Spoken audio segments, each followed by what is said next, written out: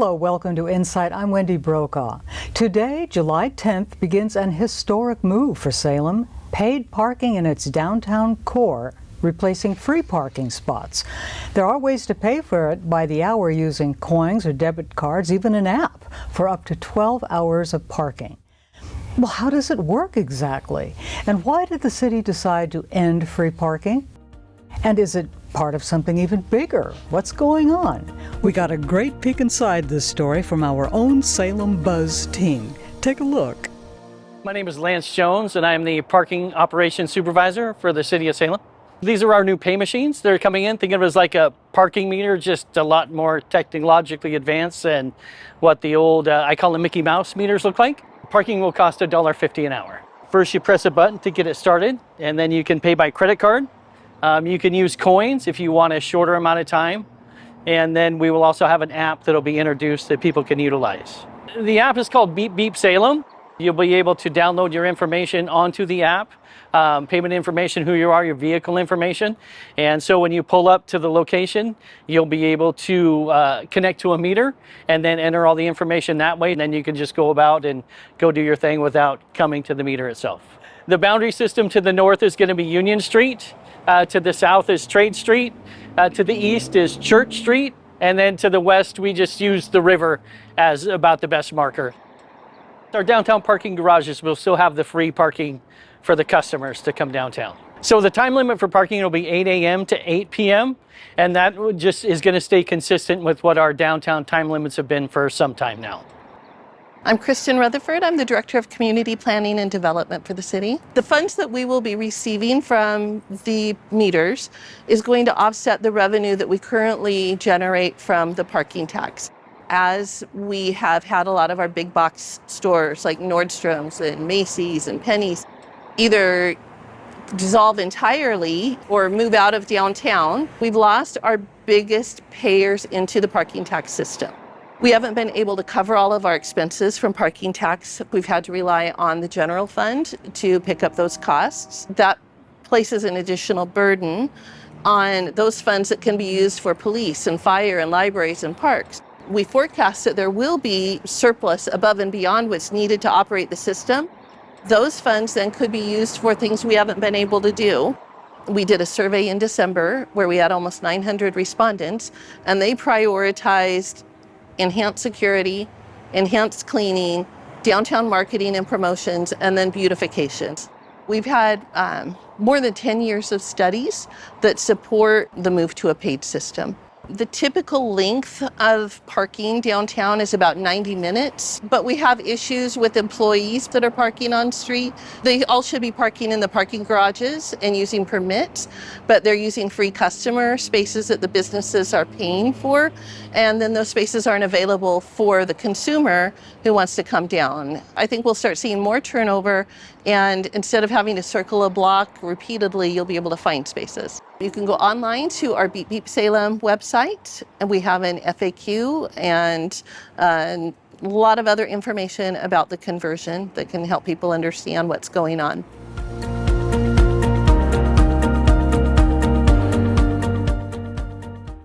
Would you please welcome my guest, Kristin Retherford. Kristin is the Director of the Community Planning and Development Department for the City of Salem. Thank you so much for joining us today. I know you're busy. How's it going? Day one. You know, it's going really well. I've been walking around downtown, and I know that there were some that were concerned that nobody would be coming downtown. Nobody? Parking spaces are filled. It's busy downtown. It's happening. Yeah, it's happening. We have a table set up today that is on Liberty and Court near the Reed, where we've got parking ambassadors who are walking around. We've got information that we're sharing. I think we've had one person come up with an actual question about what's happening. We've had a lot of people, working at meters with customers. People really have had very few questions.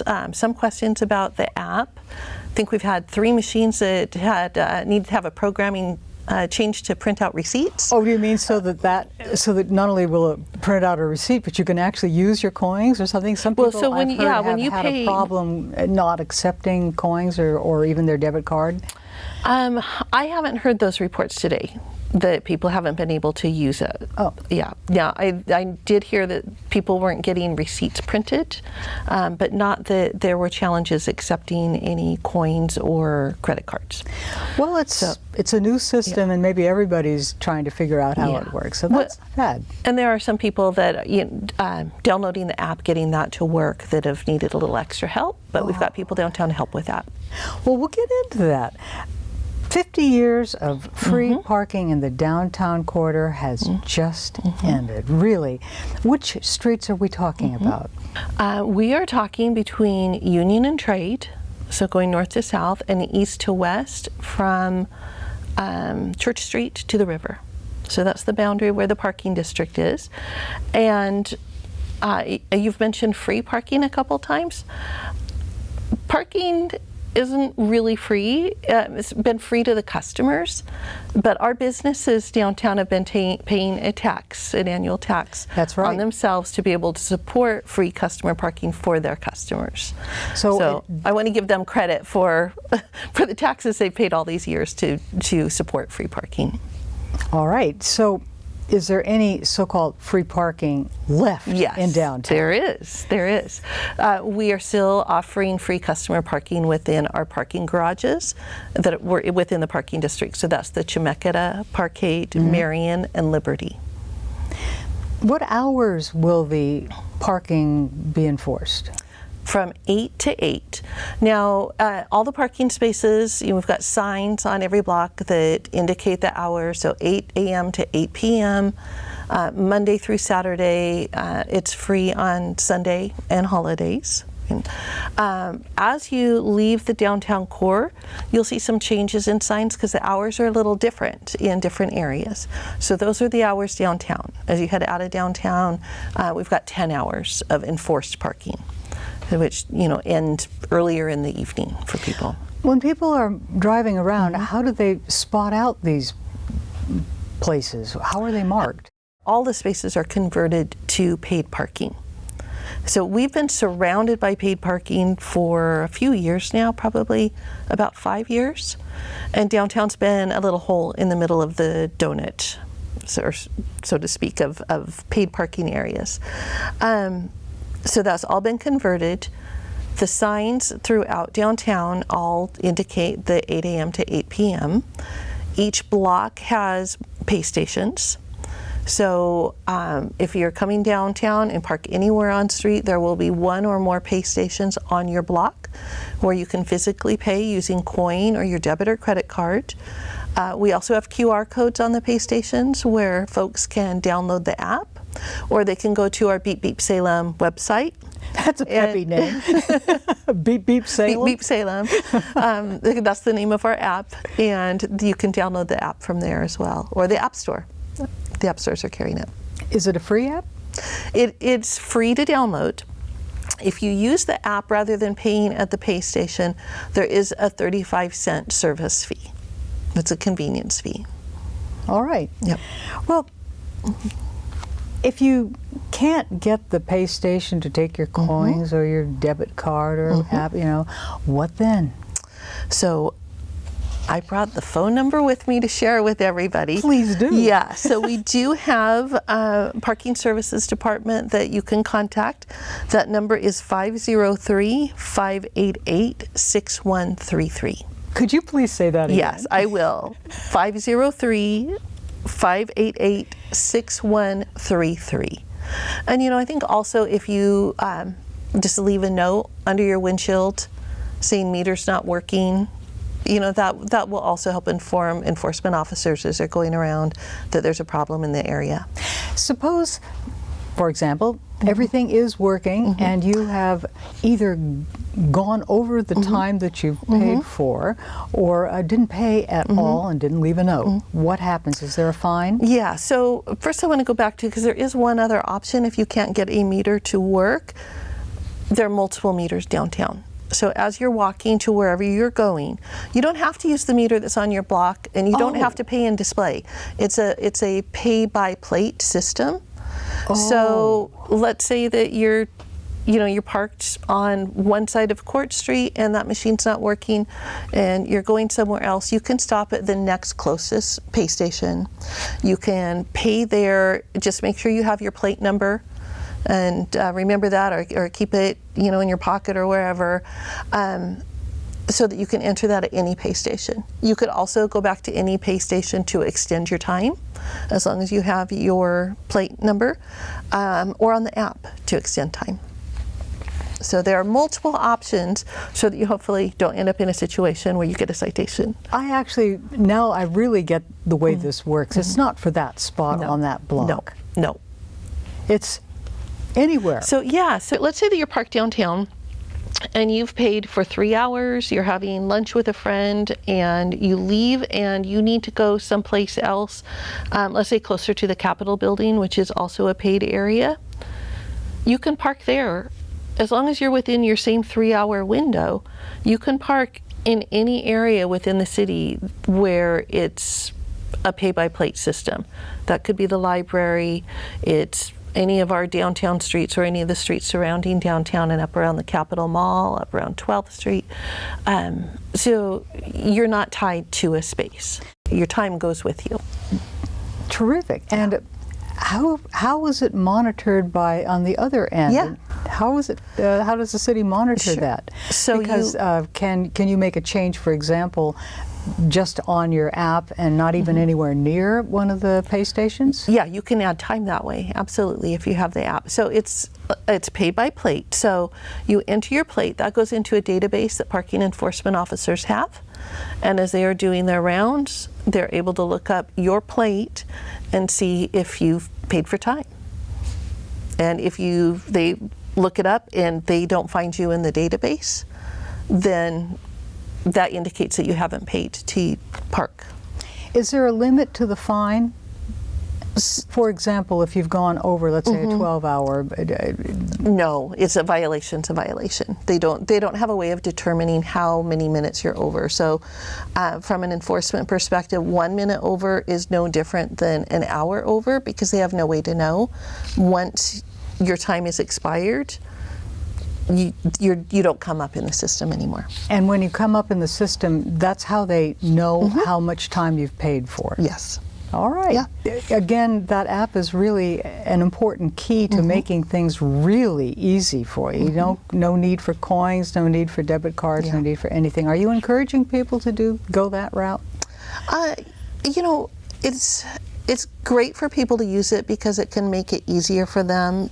If you're in a restaurant and you're longer than you thought, to have to get up, run out, and enter it at the machine is going to be disruptive. So if you have the app, you don't have to do that. There are also a lot of people that don't really like using apps, and there are people that don't like using credit cards. So that's why we have multiple options and ways to pay. This is not the only city in the nation to have a problem with downtown parking. Tell us a little bit of the history of how we got to where we are. So in Salem, parking's been supported by the business tax, and we used to have a number of businesses that had larger employee bases. So your bigger department stores, and Nordstrom's, and Macy's, Penny's, TJ Maxx, any of those were larger employers downtown. And the parking tax is based on a number of factors, including your location, if you've got other existing off-street parking, which some businesses do, number of employees, so all of these different factors. So our biggest payers into that system were those big retailers. And as not just national but international retail has changed with the advent of online shopping, it's really seriously impacted how retail functions. And those businesses that have survived certainly don't need the real estate footprint that they currently have. So, we're seeing that these big box retailers and department stores are either unfortunately going out of business altogether, or they're downsizing significantly. So that's really changed the nature of many, many downtowns and what the downtown real estate looks like and the shopping experience.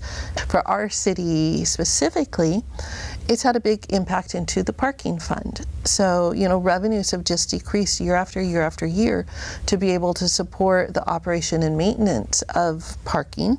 So that's, the maintenance and operation of our parking garages.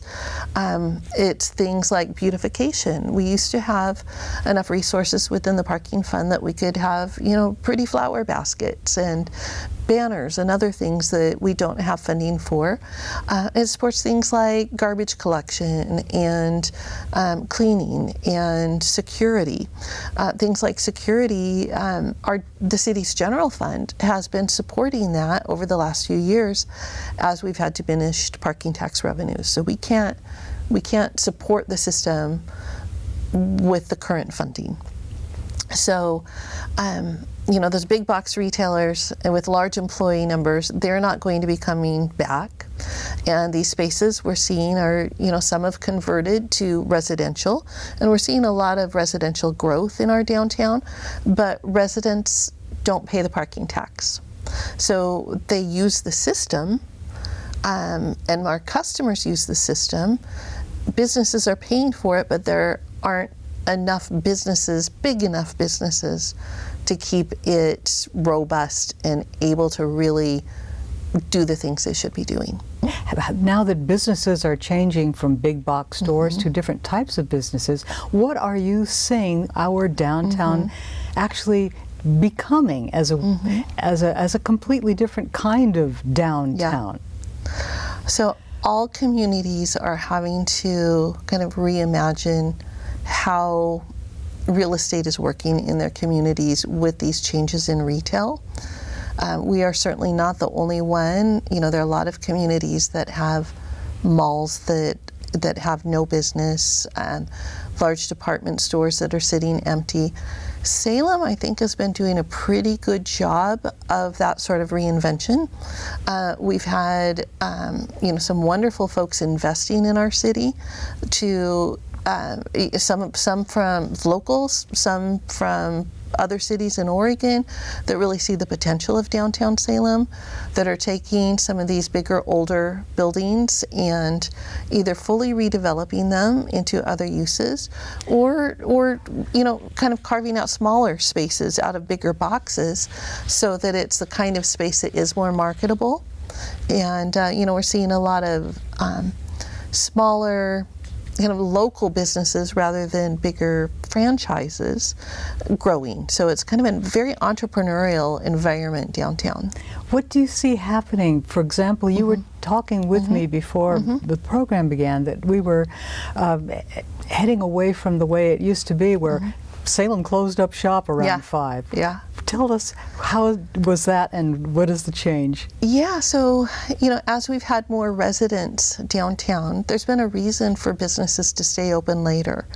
The customer base isn't driven by Capitol Mall anymore, so it's not just a lunchtime crowd of all the employees that, work around the Capitol Mall, and many of whom left the city at 5 o'clock. So why keep your business open? We're having, more and more people that downtown is their backyard, and that's where they go to socialize and to dine and have experiences outside of their apartment. So it's really changing from, that 8 to 5 or 9 to 5 business environment with a kind of a lunchtime peak to what I see as businesses that are really more focused on experiences and community and kind of unique products, the sort of thing that you're not going to find easily getting on Amazon, right? So, products that you want to touch and feel and just the quality, or just the that is interesting and different, right? Those are, I think, the kinds of businesses and products that I'm seeing doing well, and just businesses, more and more businesses that I think we'll be seeing some opening, over the next 6 months too, where it's really more focused on doing and experiencing and sharing that with others rather than solely purchasing. How do you see this becoming something more of the community you're talking about, that it also fits the need for lower rents and the ability to accommodate people's families in that whole downtown area?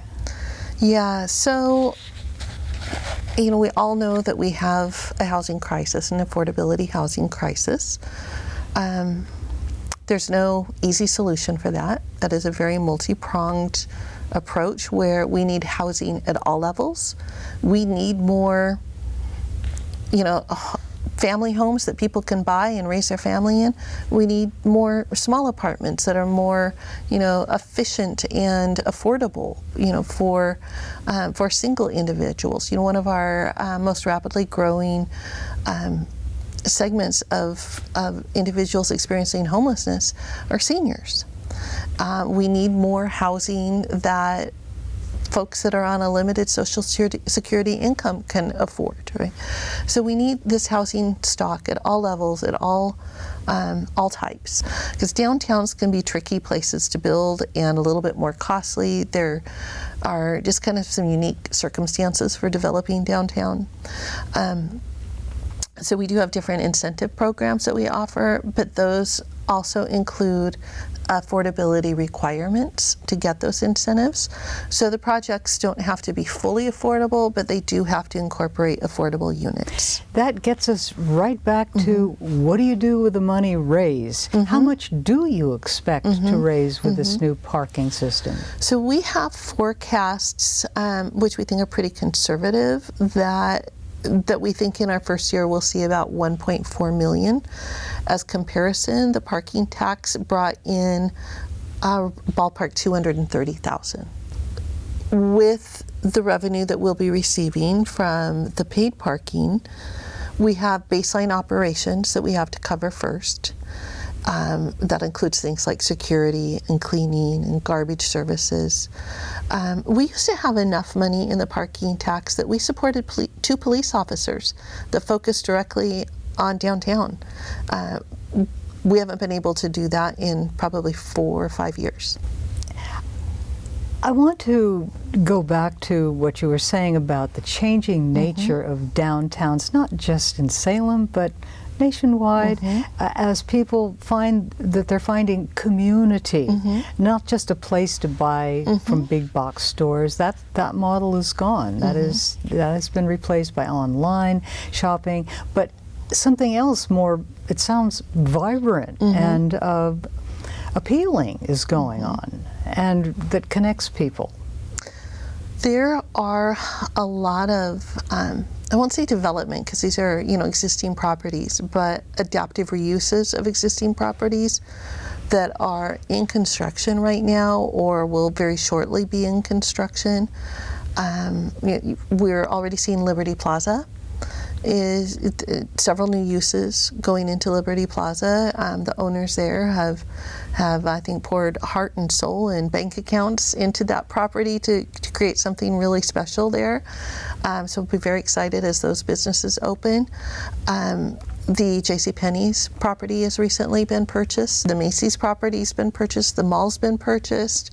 There's a new multifamily development that is going in on Chemeketa and High Street.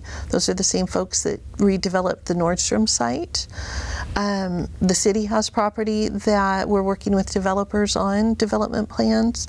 And then we've got smaller properties like Whitlock's and Green Thumb and Cook Stationery, Great Harvest, you know, just to name a few real off the top of my head, that are all being transformed as we speak. And most of these are going to be not just straight up retail, but you know, some retail, but also with kind of a more a different kind of spin on it, I guess. It sounds exciting. Yeah, it does. It is. It is a very exciting time. And when parking is figured out, do you really believe that this new model will help with downtown congestion and people constantly moving around trying to find a place to park? I do. You know, we know we have a lot of employees that park on street. Employees are not supposed to park on street. but they do, and they do the 3-hour shuffle, and move from space to space. We also have a lot of residents that park on street, and they should have permits in the parking garages as well. So it's both of those can be difficult to enforce, especially if they're moving their car every 3 hours. And we will also see, some that. So if you've got a number of people doing the same 3-hour shuffle, you're not really freeing up spaces, right? Because they're all just moving somewhere else. So I think that what we will see is more turnover in parking spaces. We have about 10 years of parking studies that show that the typical time is 90 minutes. So I think that with moving some of the residents and employees into parking garages, we'll see that greater turnover, and it'll be more visible and easier to find spaces. Although walking around, I did not see that many empty spaces as I was, walking around earlier today, especially on Liberty Street, Court, State. It was really busy. But this system promises to pay for itself. Yeah, it does. This system will bring in significantly more revenue than the tax to be able to support the needs of the parking district, the security, the cleaning, trash, all of that. It will also help with the management of the changing needs for parking with the residential users and employees, and free up the capacity for customers. Give us the number again if people want to get in touch with the city. I will. Yeah. Okay. So if you have any issues with the parking spaces, the machinery, the number is 503-588-6133. I'm so grateful that you were able to join us today and give us the big picture and the small minutia of this new paid parking system in downtown and what we can look forward to. You are very welcome, and if you want to view any of our FAQs, go to Beep Beep Salem. Beep Beep Salem. Yes. Thank you, and on that note, thank you for joining me on InSight today, and thank you for joining us today on InSight. I'm Wendy Brokaw. Beep, beep. Beep, beep.